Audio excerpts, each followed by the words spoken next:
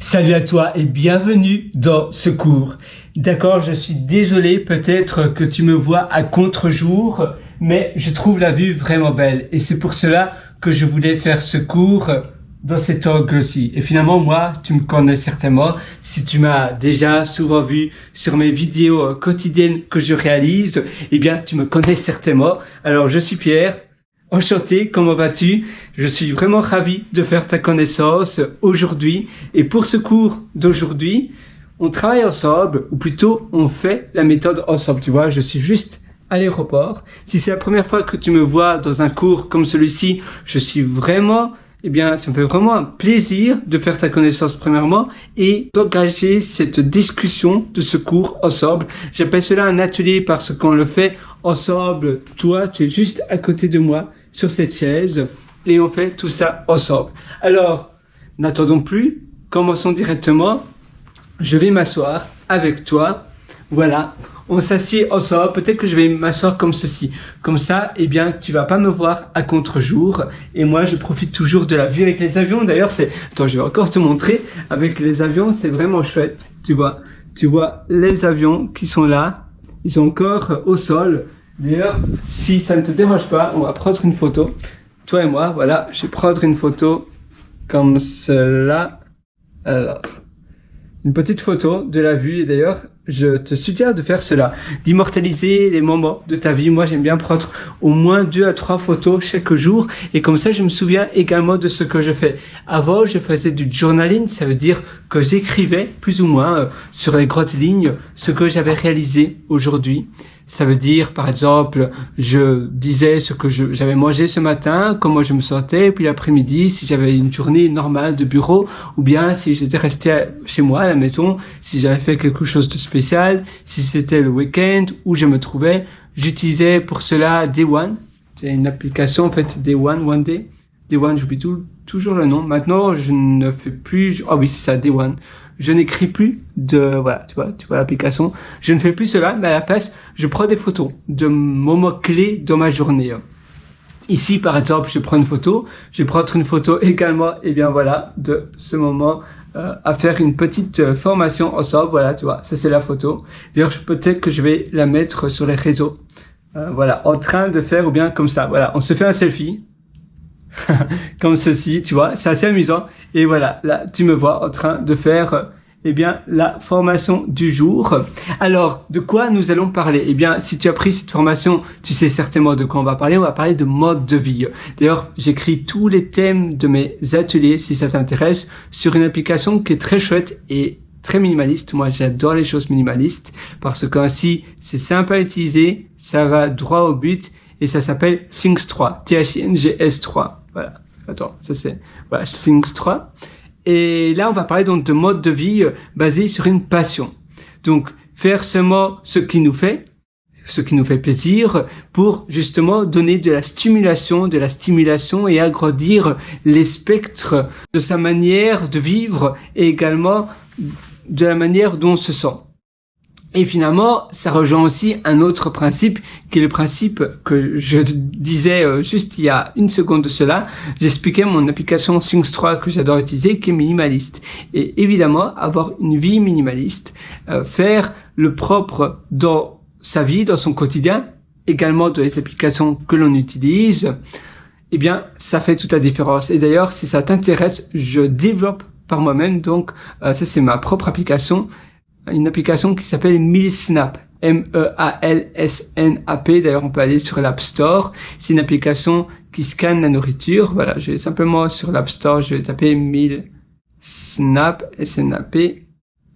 Ah, évidemment, si je fais une faute, S-N-A-P. Voilà, Mealsnap, et c'est celle-ci. Donc, c'est pas, là, c'est une promotion. C'est pas celle-ci, c'est celle-là. Voilà, Mealsnap AI. Donc, et ça, c'est une application que j'ai développée qui aurait été, on va jouer la vidéo. Tu vois, tu scannes un plat, tout simplement.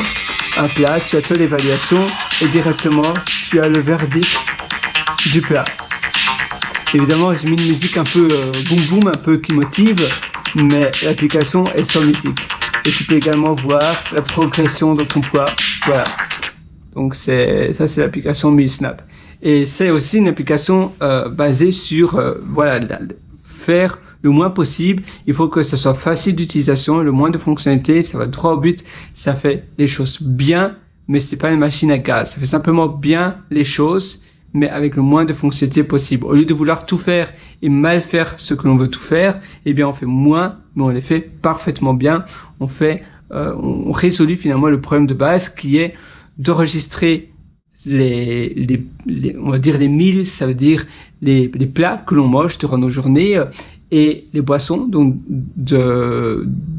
d'enregistrer, de traquer ce que l'on mange en forme d'agenda finalement. Donc tu peux naviguer par rapport à aujourd'hui, hier, il y a 1 mois, il y a 3 mois, qu'est-ce que j'avais mangé, et tu peux également voir si c'était bon, moins bon pour la santé, et ça va aussi te donner des suggestions dans ce que tu devrais améliorer dans tes repas, des repas qui sont mieux pour toi et des repas qui sont moins bien. Si tu as un repas pas très équilibré, eh bien l'application va te dire il faudrait rajouter un peu de noix, un peu de ci, un peu de ça, moins de graisse, tu vois.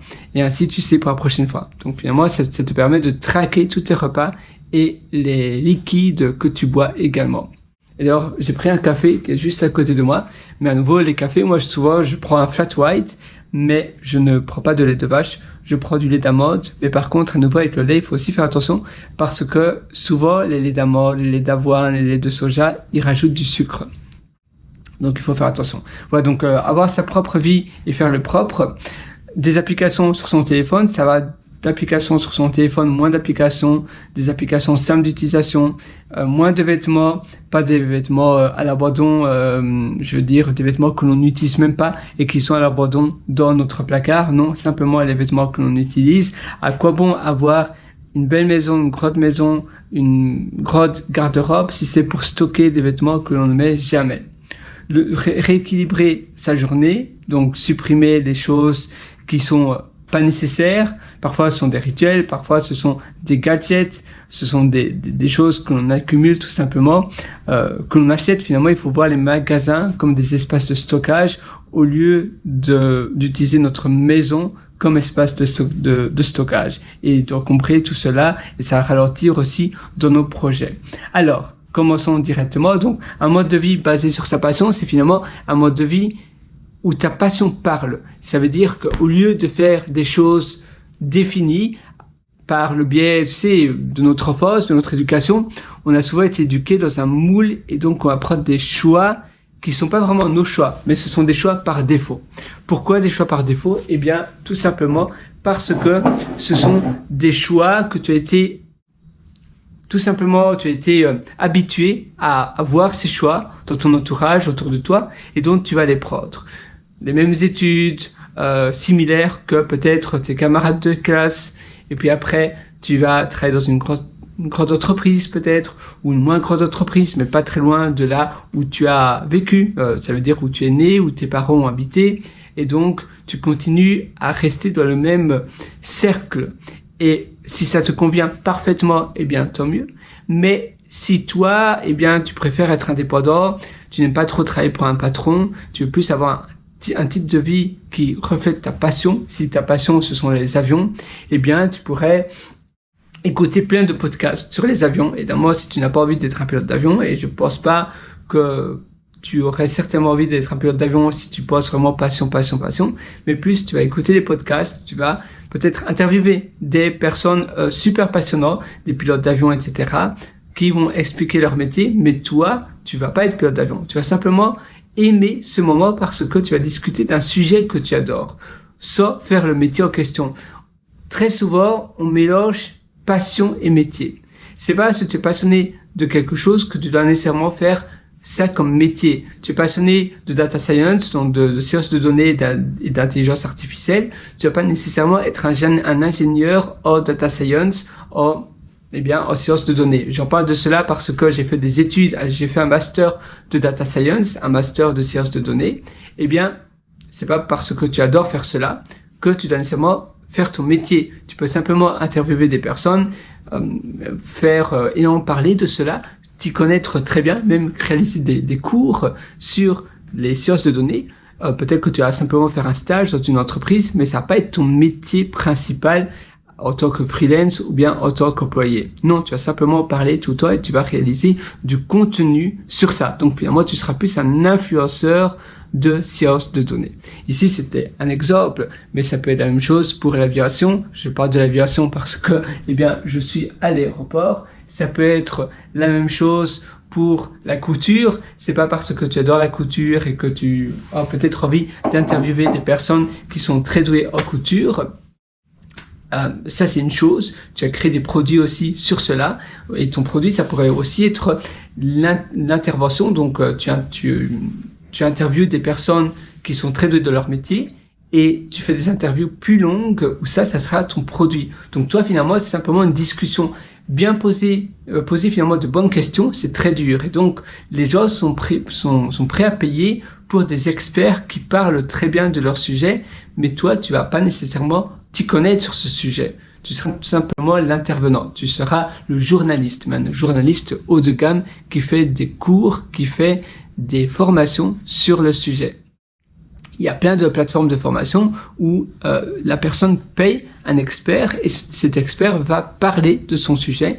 Et puis c'est la plateforme qui va vendre le cours de la personne, mais la personne qui a créé la plateforme de formation en question, eh bien elle design des formations, elle propose à des experts d'intervenir, mais la personne qui a créé la plateforme de formation, eh bien cette personne-là, sa passion, c'est tous les sujets que les experts vont couvrir, mais elle ne va pas nécessairement faire des formations par elle-même. Ce sera les intervenants extérieurs, tu vois. Et ça aussi, tu peux très bien faire. C'est pas parce que tu adores les jouets que tu dois nécessairement travailler dans un magasin de jouets. Tu peux aussi, interviewer des personnes qui adorent les jouets. Évidemment, il faut avoir un peu de notoriété pour se faire accepter. Quand tu contactes les gens pour des entretiens, il faut s'attendre à avoir énormément de noms, que personne te réponde, mais à partir du moment où tu as de la notoriété, eh bien, ces personnes-là vont dire oui s'ils savent qu'ils peuvent se faire davantage connaître grâce à toi. Finalement, c'est toujours du donnant-donnant. C'est très rare que quelqu'un va dire oui si cette personne-là ne va pas avoir un avantage pour elle. Si toi, tu as zéro trafic et que une personne va te dire oui, mais qu'elle sait qu'elle va pas plus se faire connaître par toi parce que il y a personne qui te connaît, alors elle va dire non, tout simplement. Mais par contre, si tu as énormément de trafic, que tu as beaucoup de notoriété, que tu as un poids sur scène, que tu as un poids dans le marché, ou du moins dans le domaine où tu te trouves, dans la niche où tu te trouves, alors cette personne-là va dire oui parce qu'elle sait que en acceptant l'entretien, eh bien, elle va avoir davantage, ça va faire un effet de boule de neige, cette personne-là va avoir davantage de nouvelles personnes qui vont la suivre. Donc, c'est toujours, il faut s'attendre, il faut accepter finalement le fait que les gens disent oui, toujours parce qu'ils sont égoïstes, pour eux. Ils vont jamais dire oui pour toi parce qu'ils te connaissent pas, donc ils savent pas qui tu es, sauf si tu connais un très bon ami ou bien une personne de ta famille, alors là ils vont dire oui parce que évidemment pour te faire plaisir. Mais si c'est quelqu'un qui ne te connaît pas du tout, pourquoi elle dirait oui? Non, parce que sinon elle va perdre son temps avec un inconnu. Donc c'est toujours, si la personne dit oui, c'est parce que elle sait qu'elle peut en tirer quelque chose. Il faut l'accepter, c'est comme ça, le monde fonctionne comme ça. Évidemment, sauf si dans ta famille tu as une personne, tes grands-parents peut-être, ton grand-père, ta grand-mère, un membre de ta famille, ça peut être frère, sœur, parent, cousin, qui est très connu dans un sujet, eh bien cette personne-là va peut-être, ou plutôt très sûrement dire oui parce qu'elle te connaît déjà, et surtout si vous êtes assez proche. La même chose avec un collègue que tu connais très bien, alors la personne va dire oui également pour un entretien. Mais sinon, les gens ne vont jamais dire oui comme ça, simplement parce que cette personne-là veut te donner davantage de crédibilité. Il faut créer ta crédibilité par toi-même en créant des contenus, en créant des choses inspirantes. Donc oui, ça demande du temps, ça c'est vrai. Et c'est vrai que souvent, c'est décourageant parce que on a l'impression de donner de l'énergie, et il y a rien qui vient en retour. On a l'impression d'être seul dans la scène, tu vois, c'est un peu comme si tu étais à une pièce de théâtre, tu es dans la salle de théâtre et tu es le seul comédien et tu as personne qui te regardent. Eh bien, c'est un peu pareil. Ou plutôt, c'est tout à fait pareil. Mais vivre de sa passion, eh bien, l'engrenage et la mise en route n'est pas facile. Et c'est vrai qu'il y a tellement de gens sur ces plateformes de vidéos et autres. Pourquoi ta vidéo serait davantage propulsée qu'une autre? Et au plus, et d'ailleurs, moi, j'ai ce problème-là maintenant, au plus, tu as des vidéos qui ont peu de trafic, qui se noient un peu, eh bien, ça fait noyer les autres vidéos. Ça veut dire que si à un moment donné, pendant des mois et des mois, tu as quasiment 0 vue, eh bien, les nouvelles vidéos que tu vas publier auront énormément de chances d'avoir également quasiment pas de vues parce que ces algorithmes considèrent que si tes précédents contenus avaient très peu de vues, eh bien, pourquoi tes nouvelles vidéos devraient être mises en valeur par l'algorithme pour que ces vidéos-là soient vues. Non. Et donc, finalement, tu vas être un peu noyé. Et dans ces cas-là, il faut très souvent créer une nouvelle chaîne de vidéos ou bien un nouveau compte sur un des réseaux sociaux que tu vas utiliser. Ce qui est important aussi, c'est d'utiliser un canal d'acquisition pour le début. Et savoir se demander plutôt, dans ma passion, c'est lequel canal d'acquisition qui est le plus utilisé par les personnes qui sont le plus susceptibles d'être intéressées par le contenu que moi je crée. Parce que sinon, tu vas t'épuiser à faire des contenus bas de gamme sur toutes les plateformes et chaque plateforme a un code spécifique, un peu une identité spécifique et tu ne crées pas les mêmes contenus pour chaque plateforme. Il faut être expert c'est un peu comme un community social manager. Toi, tu n'es pas un community social manager. Il faut être expert de domaine, de marketing, de réseaux sociaux pour pouvoir savoir exactement quel type de code utiliser.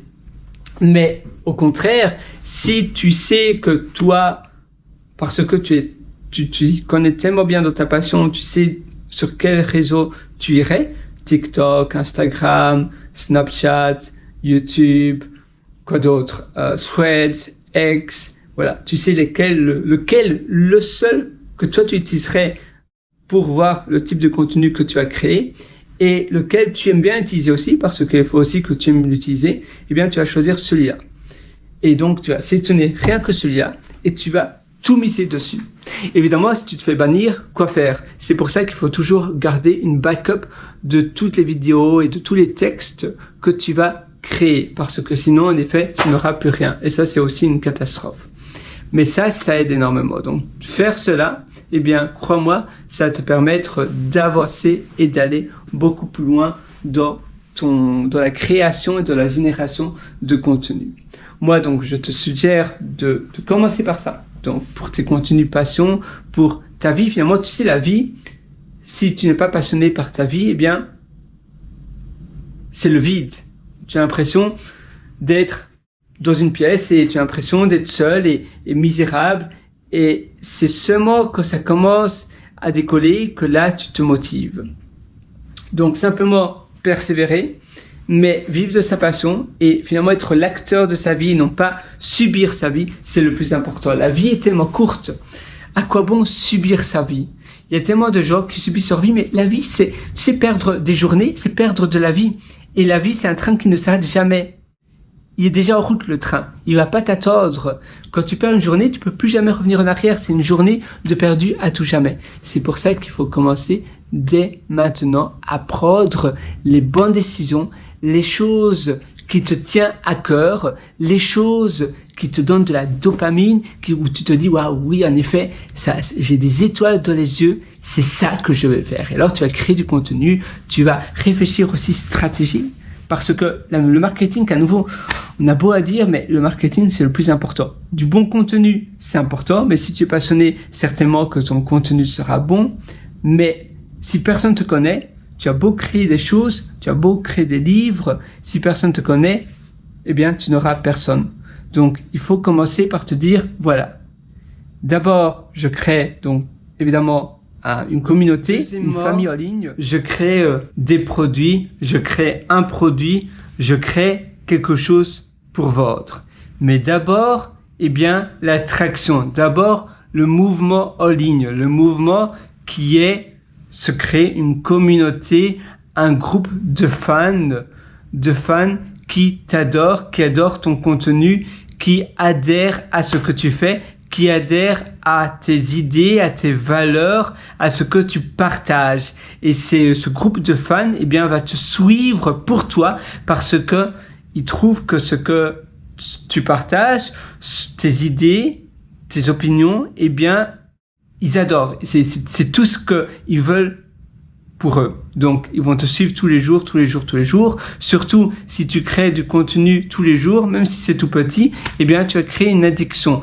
C'est pour cela que je te suggère également de publier un contenu à la même heure, toujours à la même heure, ou même si tu sais pas le faire tous les jours, et évidemment, tu peux planifier maintenant de nos jours, on sait planifier la publication de contenu très facilement sur quasiment toutes les plateformes de réseaux sociaux.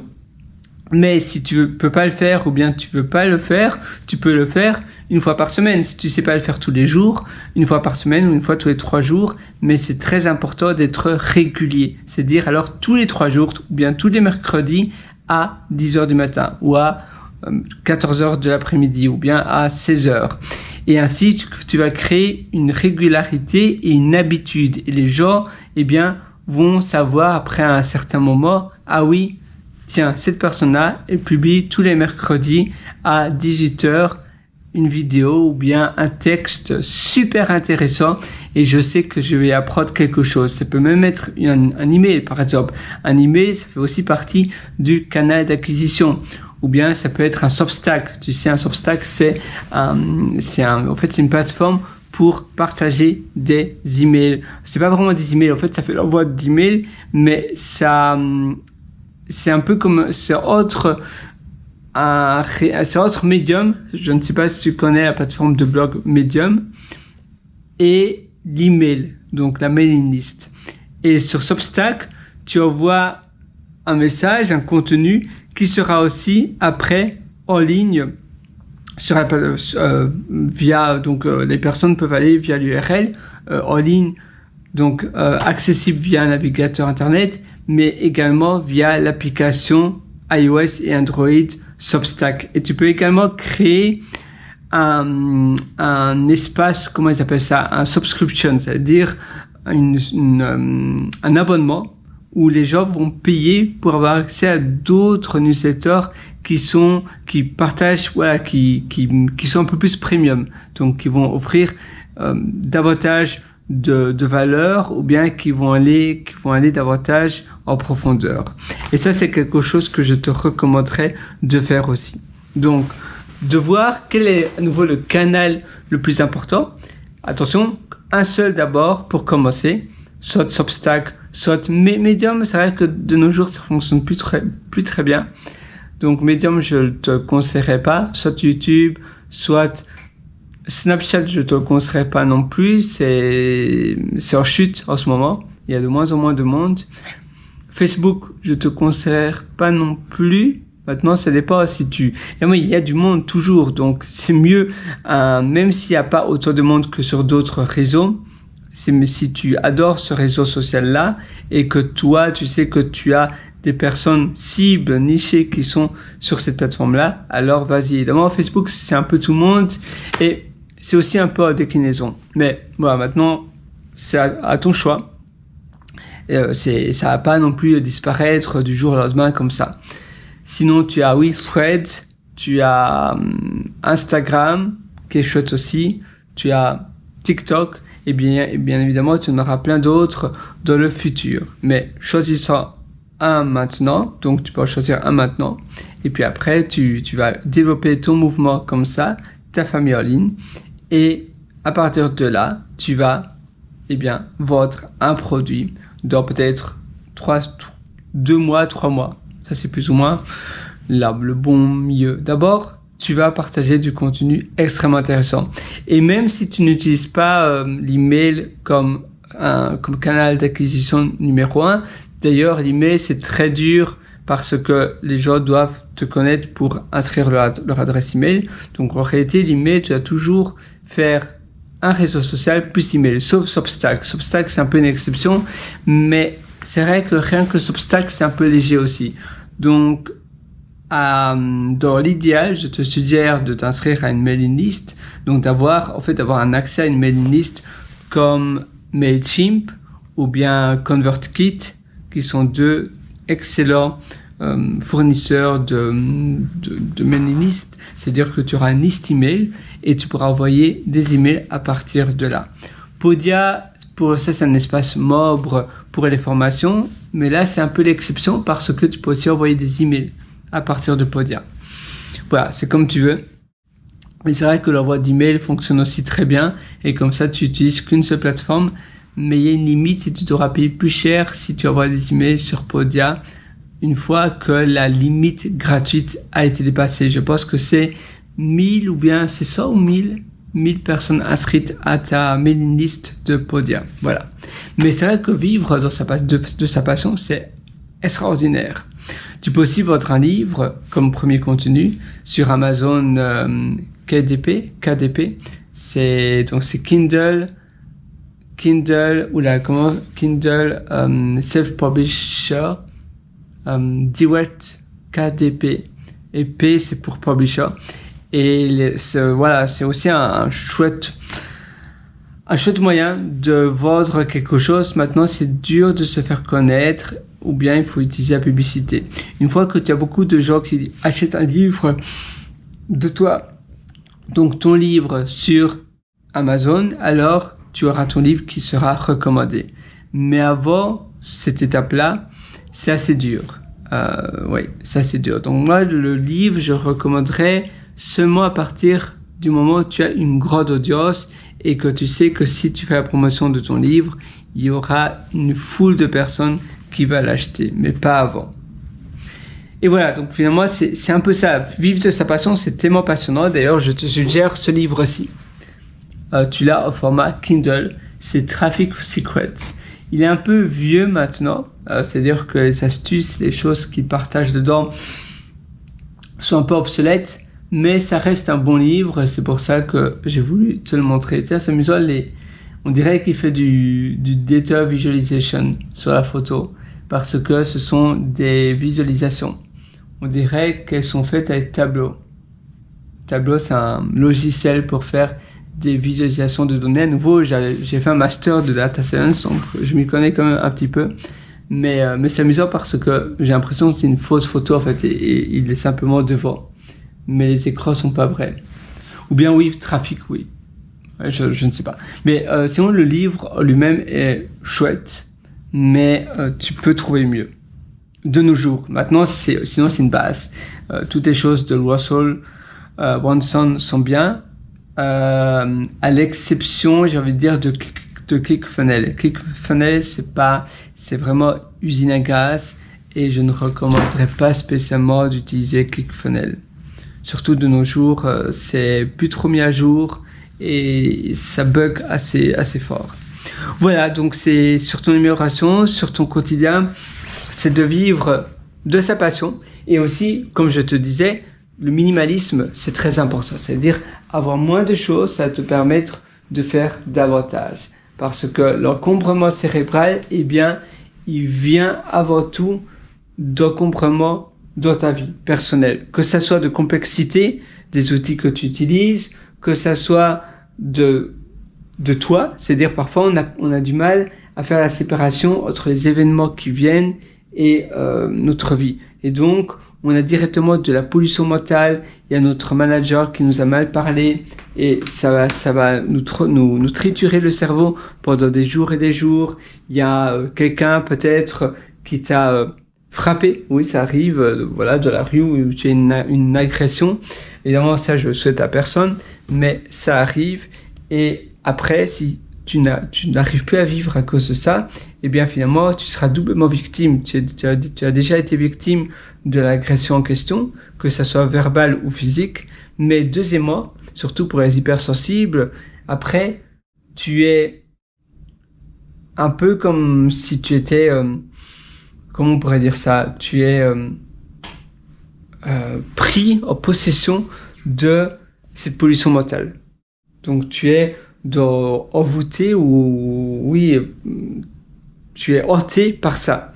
Et être hanté par de la pollution mentale ou de choses que tu dois faire, le stress également, c'est horrible. Donc faire la séparation, se dire maintenant, c'est maintenant. Demain, je ferai autre chose. Les problèmes de demain, c'est pour demain, c'est pas pour aujourd'hui. Et les problèmes d'aujourd'hui, c'est pour aujourd'hui. Et savoir faire la séparation, c'est bizarre, la lumière ne fonctionne pas. Savoir faire la séparation des deux, de savoir, de se dire aujourd'hui, je fais bien la séparation. C'est un peu comme quand tu formates ou bien quand tu as des disques durs qui sont séparés. Aujourd'hui, c'est cloîtré, c'est aujourd'hui, demain, c'est demain, après-demain, c'est après-demain. Parce que si je stresse déjà des problèmes de la semaine prochaine, eh bien, comment je peux bien vivre aujourd'hui? Et ça, c'est un travail quotidien qu'il faut faire. Ça va pas venir comme ça par magie, mais petit à petit, tu dois travailler sur ta personne, sur ce que tu peux faire pour mieux vivre, pour reprendre le contrôle dans ta vie. Parce que c'est facile de se faire noyer par, à nouveau, toute la monticule de pollution, de complexité, d'outils. Parfois, quand notre intérieur est rempli de piles, rempli d'encombrements, bien comment on peut bien vivre? Même si on a l'impression de bien vivre, c'est très dur de bien vivre. C'est pour cela qu'il faut apprendre à faire le propre mentalement, sur son téléphone, sur la complexité des choses que l'on a, que ça soit dans son business ou bien chez nous, dans notre maison, avec notre moitié, avec notre famille. On ajoute très souvent de la complexité, des habitudes, des choses à se dire, des choses qu'il faut faire, tout simplement parce que ce sont des manies, ce sont des choses qu'on a pris le temps de faire. Envoie-moi un message quand il faut faire cela, envoie-moi ceci quand il faut faire cela, envoie-moi aussi un autre message quand je ne suis pas à la maison et s'il est 20 heures passées. Eh bien, tout ça, c'est bien beau, mais ça ajoute de la charge mentale. Ah, je ne dois pas oublier d'envoyer un message à un tel. Parce que si je n'envoie pas ce message-là, l'autre personne va être stressée parce qu'elle s'attend que j'envoie un message à ce moment donné parce qu'il y a une manie, une routine et une habitude qui a été créée. Il faut simplement se dégager de ça. C'est pas être mauvais ou pas bien dans ces relations, c'est tout simplement être libre parce que ça vient impacter notre mental. Et cette charge mentale, elle ne mérite pas d'être présente. Donc il faut tout simplement dire à l'autre personne, voilà, ne t'attends plus à recevoir un message de moi et tu lui expliques ou tu lui dis la vraie raison derrière. Si cette personne ne comprend pas, alors ça veut dire qu'elle ne respecte pas ton temps, elle ne respecte pas ta liberté mentale, ton espace de pensée mentale qui devrait être la chose de base que tout le monde doit posséder. Et donc, voilà, il faut tout simplement lui dire non, moi, c'est comme ça, tu dois me respecter, sinon, c'est comme si tu me traitais comme de la merde, mais vraiment, il n'y a pas d'autre mot. Donc, il faut faire le propre et il ne faut plus ajouter quelque chose dont les gens extérieurs vont s'attendre de toi. Si tu réponds directement à la seconde à tous les messages, les gens vont s'attendre directement à ce que tu répondes. Si tu réponds toujours 3, 4, 5 jours plus tard, eh bien, ils vont s'attendre à cela et donc leurs expectations, leurs attentes vont se modifier, vont se mouler à ton caractère. En fait, on a des attentes différentes par rapport aux gens. Si il y a quelqu'un qui est tout le temps disponible, notre attente c'est ah oui, cette personne-là est tout le temps disponible, je vais lui demander ça ou ça ou ça, parce que on sait que cette personne-là est très rapide. Mais toi, c'est ta vie avant tout, et donc si les gens s'attendent à ce que tu n'es pas rapide dans tes interactions, eh bien au moins tu auras davantage de liberté pour toi, parce que les gens vont se dire ben voilà, je vais pas envoyer un message à Pierre-Henri parce que il ne va pas directement répondre. Et tant mieux pour moi, tu vois. Tant mieux pour moi parce que je ne veux pas avoir ce poids, je ne veux pas avoir cette charge mentale où on va s'attendre quelque chose de moi. Ah, j'ai vu un avion dans l'air, c'est amusant, de ce qu'on attend de moi et que moi, je ne veux pas avoir un poids et même une corvée de faire quelque chose rien que parce que je me suis peut-être engagé à dire oui par politesse, mais en réalité, je n'ai pas du tout envie de le faire. Donc c'est ça finalement, la liberté, le propre dans sa vie, et ça fait aussi partie de vivre une vie avec passion. C'est vivre une vie où on a fait le propre, on a débroussaillé tout notre quotidien pour pouvoir, vivre ce que l'on veut faire. Et donc, avec tout le temps dégagé et l'esprit dégagé, tu vas enfin pouvoir, vivre une passion que ce soit dans les livres. Voilà, tu vois, là, j'ai pris quelques livres pour te montrer, que ça soit dans ton activité, que ça soit dans plein de choses finalement. Et tu vas pouvoir créer des choses de cette manière-là. Sur ce, moi, je te souhaite à nouveau tout le meilleur. Je te félicite premièrement d'avoir déjà regardé la partie 1 de cet atelier.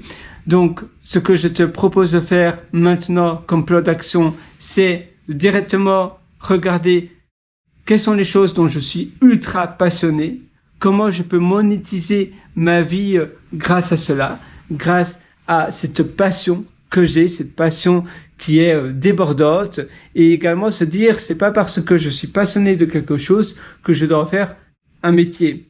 À nouveau, comme ce que je te disais préalablement, tu peux inviter des professionnels à faire cela. Et toi, tu es l'organisateur. Tu peux faire des interviews. Et à nouveau, tu es l'organisateur. Donc, si tu es passionné, tu peux en parler, tu peux écouter également des professionnels en parler de ce sujet-là, et ainsi tu vas prendre du réel plaisir, tu vas prendre du vrai plaisir à écouter ces gens ultra intéressants dans un sujet que toi tu adores, mais tu dois pas nécessairement en faire un métier, toi, travailler dans ce domaine-là, dans cette matière-là.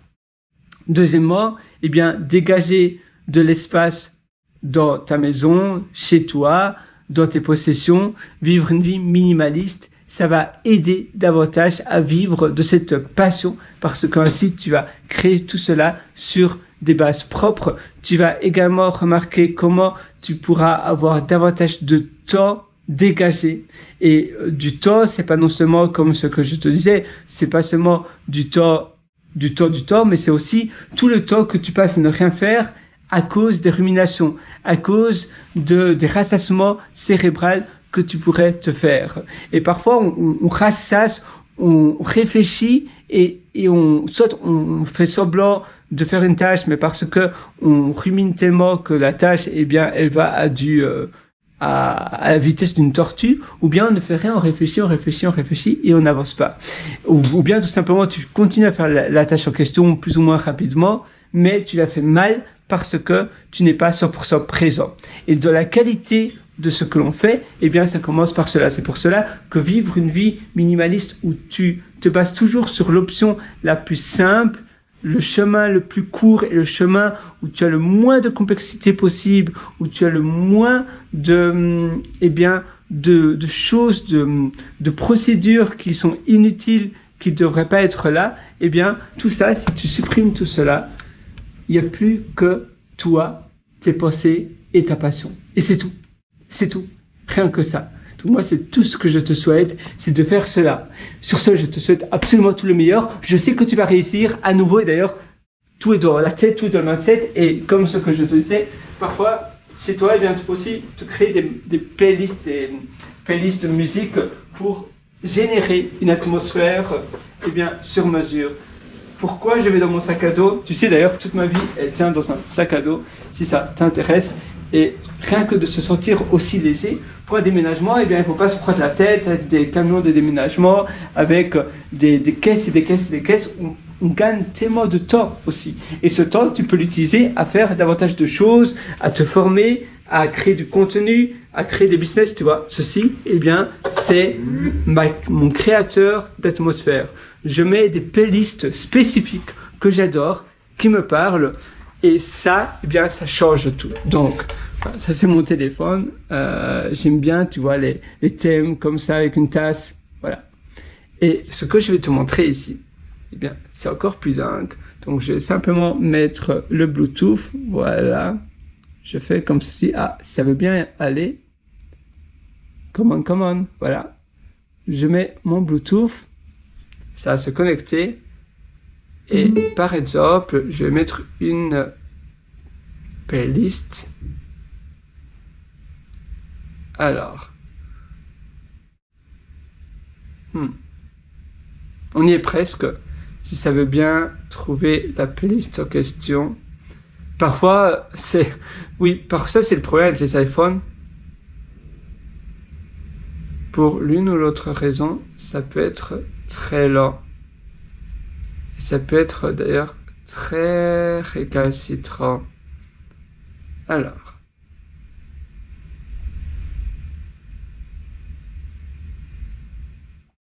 Tiens, décidément.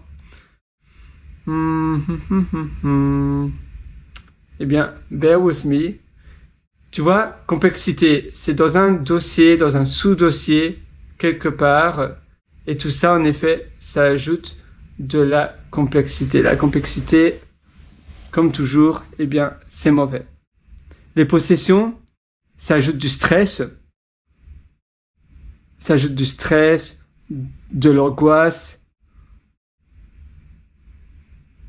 Ça ajoute, mine de rien, pas mal de choses qui ne devraient pas avoir lieu.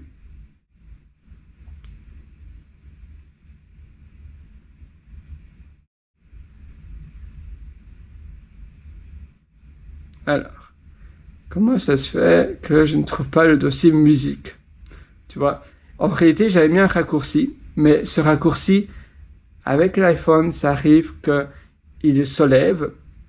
Et ça aussi, je devrais, trouver une meilleure manière de faire les choses pour pas perdre de temps. Là, j'essaie de sélectionner un dossier et ça veut pas aller non plus.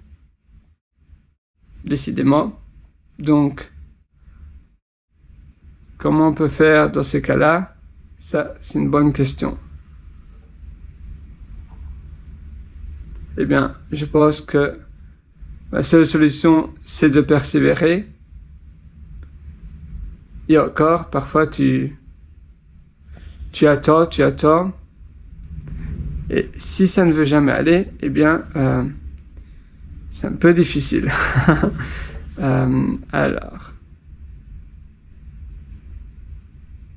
si ça veut bien aller, eh bien non, je pense que ça sera pour une fois prochaine, ma playlist. C'est dommage, parce que je l'écoutais il y a moins de quelques heures de cela. Et évidemment, si ça veut pas aller, ça ne veut pas aller. Bon, bah, je suis désolé. Malheureusement, non, c'est pas... non, ça ne va pas. Mais tu vois, tu mets une playlist et à nouveau, ne mets pas des sous-dossiers de sous-dossiers parce que sinon avec l'iPhone, eh bien, tu vois, tu essaies de sélectionner un dossier, tu vois, ici, il n'y a rien qui va. J'essaie de sélectionner et ça ne veut même pas se sélectionner et avant, il y avait tous les raccourcis qui se trouvaient là et ils ont tous disparu. Et ça, eh bien, ça arrive. Il faut toujours se dire, c'est la loi de Murphy, s'il y a quelque chose qui peut arriver, ça va arriver un jour ou un autre. Donc, il faut trouver une autre solution, un autre moyen pour jouer de la musique quand tu en as envie. À nouveau, les choses les plus simples possibles. Si j'ai simplement un petit player MP3 et que c'est sur une carte SD, eh bien, il n'y aurait même pas de problème de Wi-Fi, de iCloud, de choses comme ça, où après, les données, eh bien, elles s'annulent bizarrement et tu n'arrives plus même à accéder à tes dossiers parce que quand tu cliques comme ça et que ça ne va pas, mon dossier musique, et d'ailleurs quand ça se synchronise, ça met des numéros aussi. S'il y a plusieurs dossiers qui sont les mêmes, ça ajoute une complexité et pas mal de charge mentale parce que parfois je cherche des fichiers qui disparaissent. Et ça, c'est pas agréable non plus. Donc, moi, ce que je te suggère, eh bien, c'est de trouver un moyen le plus simple possible de pouvoir, eh bien, faire cela pour éviter ce type de problème. Parce que sinon, tu as ce type de problème qui va arriver un jour ou un autre. Et après, ça va ajouter de la charge mentale. Tu vas prendre du temps à trouver quelque chose comme pour moi, eh bien, ma playlist devrait être tout simple. Je passe du temps à faire cela et ça devrait me prendre pas plus de 5 minutes. Voilà, sur ce, moi, je te souhaite absolument tout le meilleur. J'espère que cette belle première partie de la formation t'a aidé et je te souhaite d'y aller. Commence dès maintenant. Ne te dis pas, ah oui, c'est intéressant, mais je vais peut-être le faire demain. Non, ça ne sert à rien de remettre à plus tard ce que tu veux faire aujourd'hui.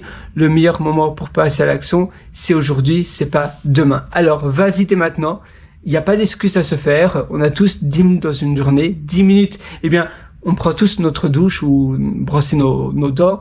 Alors, si tu as le temps de brosser tes dents, si tu as le temps de prendre ta douche, tu vas pas te dire, ah, aujourd'hui, j'ai vraiment pas le temps, je prends pas ma douche, je ne brosse pas mes dents. Donc, si tu as le temps de te brosser les dents, tu as le temps de passer 10 minutes à une demi-heure pour vivre de ta passion, pour faire le propre chez toi, pour supprimer la complexité qui ne sert à rien. Comme ici, mon téléphone, je vais m'acheter ici directement cet après-midi un lecteur MP3 pour le connecter à mon enceinte Bluetooth. Et d'ailleurs, même le Bluetooth, c'est embêtant parce que parfois, ça se connecte pas directement. Il faut recharger tout ça. Tu vois, c'est de la complexité. C'est un peu comme la souris et le clavier Bluetooth d'un ordinateur. D'accord, il n'y a pas de câble, mais il faut penser à les recharger, etc. Et tout ça, eh bien, c'est de la pollution mentale. Tu peux aussi utiliser les wireless chargers. Donc les wireless chargers, ce sont les chargeurs qui sont sans fil, où tu déposes simplement et ça se charge.